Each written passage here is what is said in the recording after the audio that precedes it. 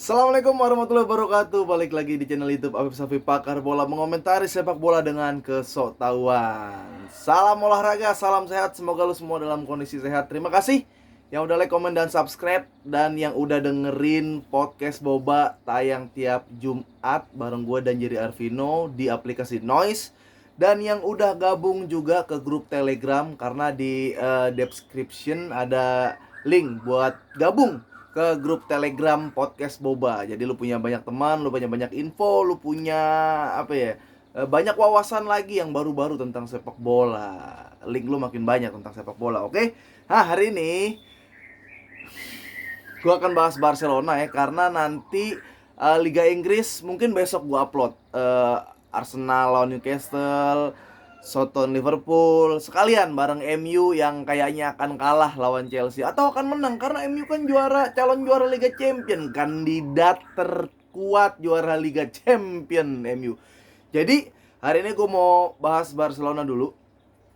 Menang 3-1 di Villarreal main. Ya gue bilang kan nggak ada kata atau nggak ada alasan buat Barcelona kalah di Villarreal, karena lawan MU aja Villarreal kalah gitu. Nah, masalahnya nih pemainnya nih. Ini ada yang lucu tentang Depay jadi king of the match nih, gue agak lucu nih. Lalu deh kita bahas dari awal dulu. Main 3-1, menang 3-1, ada gol di menit-menit akhir. Gol penalti dan blunder dari bek Villarreal. Sama, Barcelona juga punya blunder yang harusnya sih mulai diperhatiin. Kalau penyakit Barcelona tuh bukan cuma nggak bisa golin, penyakit Barcelona bukan cuma mental dan fisik kalah, tapi penyakit Barcelona juga sering blunder. Itu tolong diakuin. Jadi mudah-mudahan ada perbaikan nanti. Oke, kita main dari awal dulu. Mungkin kalau lu yang masih nyalain Ter Stegen salah langkah, kurang refleks, gila kali lu, gila lu. Harusnya kita berterima kasih sama Ter Stegen. Dilihat dari permainan lawan Villarreal itu, yang mendekati untuk bisa main bola tuh cuma ya Ter Stegen, Araujo, Jordi Alba, sama De Jong, Frenkie De Jong. Selebihnya ya masyarakat Katalan yang ditaruh di lapangan bola. Bahkan Depay di babak pertama begitu jijiknya gue ngeliat Depay. Ter Stegen lo lihat save-nya krusial semua. Penyelamatannya tuh bola-bola penting semua. Gue nge-tweet di Twitter, gue bilang ini Barcelona kayaknya mau kipernya Yasin. Lu kenal Yasin ya, salah satu kiper di zaman dulu yang pernah menang Ballon d'Or. Mau kipernya Yasin reinkarnasi hidup lagi terus jadi kiper lagi, juga backnya back tolol Barcelona mah pasti kebobolan. Asal musuhnya bisa main bola pasti kebobolan. Ya di belakang bener-bener lu digendong sama Araujo. Gue ngeliat Araujo di situ jadi 3 orang, ngecover Pique, ngecover jadi Araujo, ngecover Pique, sama ngecover Eric Garcia. Ini Eric Garcia main fullback kanan nggak jelas nih kadang-kadang. Kadang-kadang bahkan Araujo ya dibacanya ya. Araujo-nya yang malah fullback kanan, Garcia tutup si si Araujo, tapi nggak jalan, tetap error Garcia kita panggil. Karena beberapa kali di babak pertama itu ada statistik yang lebih dari 5 kali diserang dari sayap kiri, yang dimana kalau dari Barcelona tuh dari kanan, abis di situ. Untung ada Araujo yang tackle, kena body cast, dapat bola clean area, bagus. Udahlah, gua di pertandingan tadi gue sangat berterima kasih sama Ter Stegen dan Araujo. Pique beberapa kali lewat, Pique beberapa kali. Gue sebel banget kalau ada back yang badannya gede tapi disenderin begini. Yang nyenderin Yeremi. Ya oke, pemain timnas, tapi secara postur tuh segini lu Pique gituin ke Ibrahimovic sekali-kali. Ngapa sih? Lemah banget, back diginiin tuh malu harusnya gitu, harus sudah disadarin tuh. Jordi Alba setelah menit keberapa, gue nggak tahu, dia kayak hilang semangat. Mungkin iya, karena Jordi Alba juga bilang ke Xavi kalau nih kaki gue udah nggak nyaman, tapi mudah-mudahan gue perbaikin nanti. Maksudnya gue masih tetap mau main, kalau bisa masih lanjut gue lanjut dulu gitu kan. Karena nggak ada gantinya Jordi Alba di kiri. Ntar gue ceritain Mingueza masuk, goblok banget tuh orang asli, gue gedek banget. Oke, kita ke tengah. Busquets ya jadi Busquets lah. Ya kontrolnya masih bagus, tapi tetap beberapa kali ada blunder-blunder yang yang kalau orang-orang bilang pemain bola jago ya itu nggak bakal hilang. Pemain bola berkelas, kelasnya nggak bakal hilang, tapi staminanya yang menurun. Nah, tapi menurunnya stamina kadang-kadang bisa juga mempengaruhi permainan. Nah, ini gue udah duga, lu kalau ngelihat foto Sergio Busquets buka baju kayak udah orang narkoba, kurus kayak gitu, ya wajar lah dia salah-salah gitu kan. Nah, ini tinggal cari opsi siapa yang di pas buat jadi DMF di Barcelona. De Jong untuk kali pertamanya gue bakal puji De Jong. De Jong yang memang dari dulu gue nggak pernah bilang De Jong ini pemain jelek, dia pemain males ya. Tapi kita lihat kalau De Jong rajin, berani bantu, berani nyerang, berani nusuk, berani cover di IMF, lu bisa jadi gelandang yang salah satu gelandang yang oke. Nah, De Jong nunjukin itu tadi. Nico nggak terlalu kelihatan. Nico beberapa kali di press Villarreal, ya press-pressan tim Liga Champion lah. Sekarang lagi main Liga Champion, di press panik. Ya ini masih labil, kadang bagus, kadang enggak. Gavi masih oke, tapi Xavi udah ngasih instruksi kalau lu harus sering-sering nendang shoot on target ke gawang, latihan. Beberapa kali dicoba walaupun masih melebar, tapi oke lah, apresiasi percobaannya. Sebelah kanan nih Abdi, wah gila sih. Abdi, gue bilang di Twitter, Abdi ini terlalu jago buat di Barcelona sekarang gitu. Kalau lu lihat Abdi megang bola, lari kenceng, sprint sendiri doang di depan, Depay masih jalan. Tungguin Abdi, gue pesen ojol dulu nih. Lu kenceng banget sih lari. Enggak, lu yang pelan, goblok larinya, badan lu kegedean, ngap. Gue ngeliat Depay lari ngap. Nggak ada yang support, Abdi udah lari nggak ada yang support. Gue ngerasa Abdi ini kejagoan di Barcelona, nggak apa-apa. Dulu Messi tuh bisa ngangkat moral-moral atau ngangkat pemain lain biar berada di level kapasitas dirinya masing-masing. Jadi dengan adanya Messi, yang lain tuh ngikut naik kelas. Yang lain ikut naik kelas gitu. Nah, di Barcelona yang sekarang, bahkan Messi-nya yang malah bukan ngajak orang naik level, Messi-nya jadi ikut turun di Barcelona yang sekarang. Makanya gue kesian sama Xavi nih. Nah, Abdi posisinya kayak sekarang. Gue salut sama Abdi, berani gocek, berani duel, berani egois dikit-dikit, egois yang pas buat seorang winger. Karena dia beberapa kali sering gocek, ya kerebut juga, tapi beberapa kali berhasil gocekannya buat merepotkan areal pertahanan lawan. Jadi oke lah Abdi. Nah, sekarang kita ke permainan. Permainan nih Barcelona cuma 15 menit bagus di awal-awal. Gue curiga memang fisik belum menyentuh standar pemain bola Eropa kali. Ya, belum. Kalau emang fisik lo kuat-kuat, mungkin lo bisa kayak Munchen 90 menit. Bisa, Munchen tuh ada data yang bilang Munchen pemainnya tuh sanggup main 120 menit, bahkan 120 menit kali 2, apa kalau nggak salah. Barcelona enggak, 30 menit masih bisa. Nggak kebobolan aja udah alhamdulillah. Makanya gue nggak tahu apa yang dibawa Xavi nanti dari tim medis, dari fisioterapis, makanan, ada dokter gizi mungkin. Itu bakal pengaruh ke kondisi di lapangan. Beneran deh, kayak orang biasa ditaruh di lapangan bola aja disuruh main, pada bingung semua. Nah, masalah pergantian Xavi ini, masalah timbul pas Jordi Alba udah nggak nyaman kakinya nggak nyaman. Gue ngelihat mungkin kalau yang nggak nyaman si Araujo atau Eric Garcia bisa ditarik nih ganti Des, tapi yang cedera malah Jordi Alba.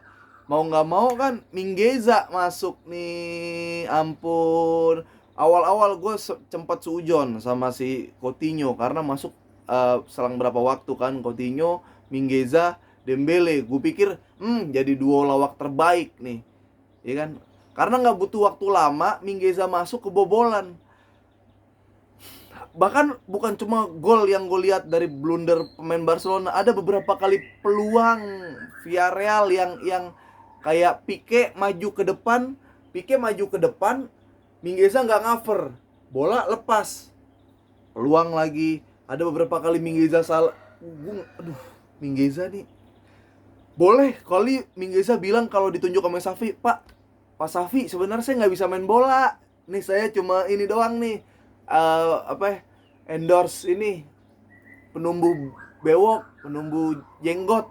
bilang gitu. Kalau nggak saya pengen jadi gondrong-gondrongan doang, mas-mas Katalan gondrong yang ada di dalam stadion, nggak bisa main bola. Boleh bilang kayak gitu, silakan kalau mau bilang kayak gitu. Nah, tapi ya udah, Minggeza lu terserah lu dah, lu mau bahas apa. Tapi yang gue melihat ada perubahan sedikit dari Coutinho. Ya walaupun secara permainan iya paling semangat dikit, tapi apa ya, secara kemauan dia berubahnya yang gue apresiasi. Kalau nonton video gue sebelumnya, gue bilang Coutinho nih harus kita apresiasi karena dia tuh sampai nyewa psikiater buat benerin psikolognya, agar kayak seperti dulu lagi, seperti hebat kayak dulu lagi. Nah itu salah satu perjuangan yang diambil sama Coutinho. Gue salut aja kayak gitu.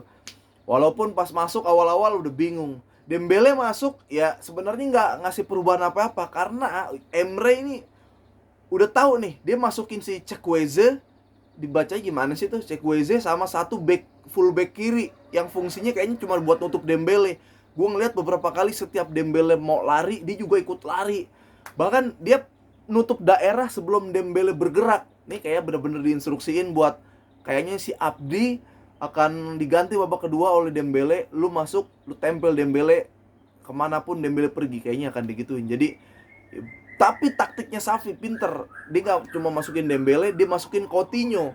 Nah kita lihat Coutinho dengan semangatnya kayak gitu, kayak ya udahlah lumayan lah bisa buat penalti dan akhirnya gol. Ya kayak gitulah. Jadi permasalahan Barcelona pelan-pelan udah mulai diperhatikan, pelan-pelan udah diperbaiki.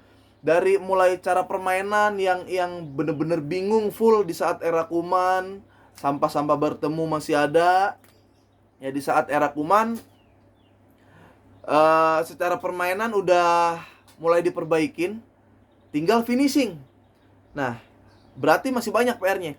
Finishing, cetak gol terakhir, cetak gol penyelesaian akhirnya ini yang Barcelona belum dapat pemain yang kayak gitu. Bahkan gue WhatsAppan sama Coach Justin, mungkin gak sih masukin Luuk de Jong gitu. Sementara Luuk de Jong yang ngegolin kayaknya bisa lah dia.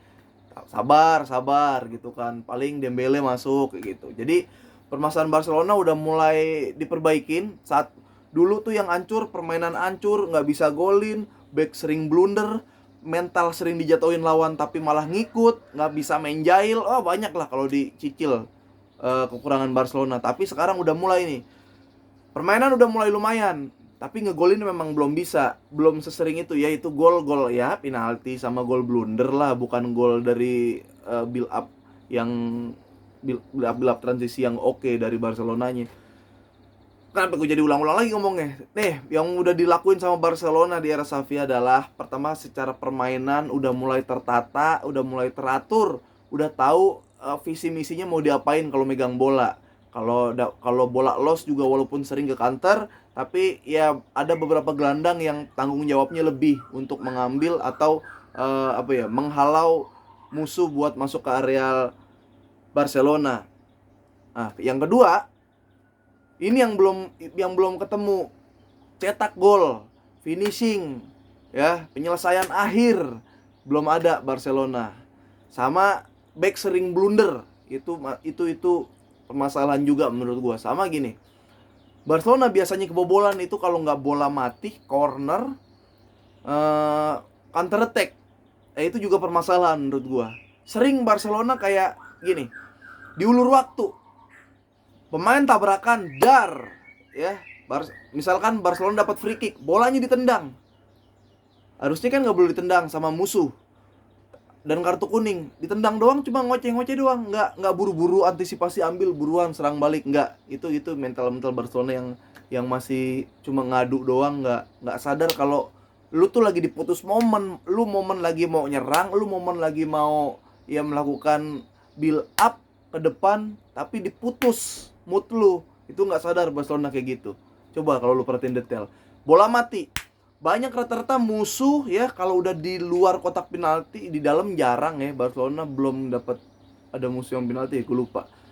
Kalau udah di luar kotak penalti, di pinggir, itu musuh selalu ngedelay bola sampai ada pemain Barcelona yang iseng akhirnya pelanggaran, bola mati, bola atas. Itu sering banget peluang gol karena bola berbet, bola atas. Barcelona tuh udah ya susah banget ngalaunya kalau bola atas. Jadi kayak gitu kira-kira masalah yang harus diselesaikan oleh Barcelona. Dan kabarnya Fernan Torres, Xavi tadi Friends Conference, sih gue jadi ngantuk, gue belum tidur. Saat goblok. Pokoknya pas lagi ditanya Fernan Torres gimana, nantilah itu urusan belakangan, yang penting nih tim gue lagi menang gitu kan, masih ada euforia kemenangan, nanti akan gue bahas. Karena kabarnya Fernan Torres dari City-nya pun menyetujui bahwa ya udah gue nggak apa-apa ngelepas Fernan Torres ke Barca. Harganya juga ya gue bukan matok harga-harga yang tinggi-tinggi banget. Masalahnya nih, apakah mau ada switch, apakah mau ada ditukar, atau bener-bener dibeli sama Barcelona, gue nggak tahu. Tapi masuknya Fernan Torres lumayan, dia salah satu pemain yang kuat juga megang bola, yang ya Spanyol lah dia, jadi masih masuk lah menurut gue. Oke, gitu aja dulu, sampai ketemu di next video, karena gue akan bahas Liga Inggris, Arsenal, Liverpool yang menang, dan Chelsea nggak big match sih, laga charity Chelsea lawan Manchester United. Nah, nanti sore gue akan main bola sama Coach Justin. Kalau sempet gue ngevlog. Oke? Assalamualaikum warahmatullahi wabarakatuh. Terima kasih yang udah like, komen, dan subscribe, nonton YouTube gue, dan udah dengerin podcast Boba setiap Jumat. Ya, ingat di deskripsi akan ada link buat menuju ke Telegram dan dengerin podcast Boba. Oke? Diklik di situ. Sampai ketemu lagi. Assalamualaikum warahmatullahi wabarakatuh.